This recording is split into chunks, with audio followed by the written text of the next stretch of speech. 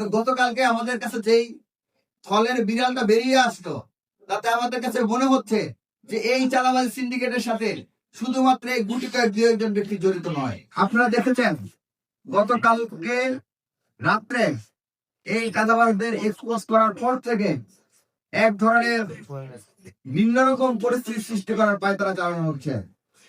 যারা যারা যাদের বিরুদ্ধে অভিযোগ, যে দলের বিরুদ্ধে অভিযোগ, যে দলের নেতাকর্মীদের বিরুদ্ধে অভিযোগ, তারা যদি দায়িত্বশীল হতেন তাহলে তারা দায়িত্ব নিয়ে যদি করতেন যে তার দলে কেউ যদি চাঁদাবাজের সাথে যুক্ত থাকেন তার বিচার করতেন, তাকে শোকজ করতেন, তাকে অব্যাহতি দিতেন। কিন্তু আমরা দেখতে পাচ্ছি সেটি না করে ছাত্র দল এবং তাদের নেতাকর্মীরা তাদের এই চাঁদাবাজিকে ডিফেন্ড করতে ব্যস্ত হয়ে পড়েছে।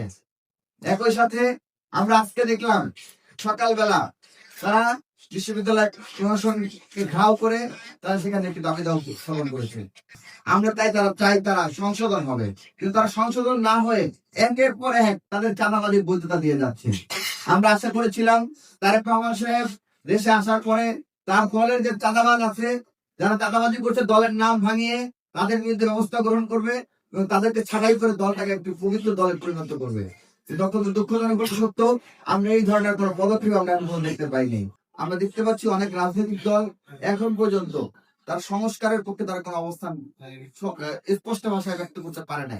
যারা এখন পর্যন্ত আওয়ামী লীগের বিচারের প্রশ্নে তারা কোনো সুস্পষ্ট অবস্থান ব্যক্ত করতে পারে নাই।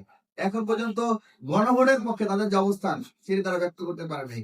আমরা এখানে এবং কি এটি তো করতেছে না, পাশাপাশি আমরা দেখতে পাচ্ছি বিভিন্ন রাজনৈতিক দল আওয়ামী লীগের বিভিন্ন নেতৃবৃন্দকে, যারা জুলাই হত্যা মামলার আসামি, যারা গণহত্যার আসামি, যারা বিভিন্ন অপকর্মের আসামি, প্রত্যেকে পুনর্বাসন করে যাবে। বিএনপি, জাতীয়তাবাদী ছাত্র দল সহ যারা যারা এখন পর্যন্ত স্থানীয় পর্যায়ে এবং শহর, গ্রামে, গঞ্জে, বাজার ঘাটে, টেম্পো স্ট্যান্ডে চাঁদাবাজি করছে, দুর্নীতি করছে, তাদের বিরুদ্ধে তারেক রহমান সাহেবকে আমরা আহ্বান জানাবো, আপনি আপনার দলকে সুতরাং এবং তাদের ব্যাপারে ব্যবস্থা গ্রহণ করুন।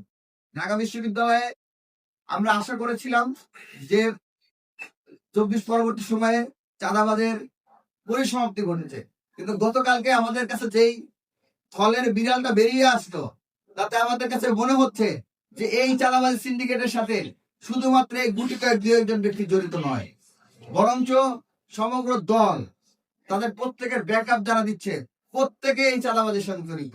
এবং শুধু যে চাঁদাবাজি এই দু একটা দোকান হয়েছে এরকম নয়, ক্যাম্পাসে যতগুলো ভাসমান দোকান বসে, যতগুলো ফুডকার্ট বসে, যতগুলো ঠেলাওয়ালা বসে, মজুর বসে, যতগুলো বাদাম বিক্রেতা বসে, প্রত্যেকটা বাদাম বিক্রেতা, প্রত্যেকটা দিন মজুর, প্রত্যেকটা হকারের কাছ থেকে এরা চাঁদা নেয়।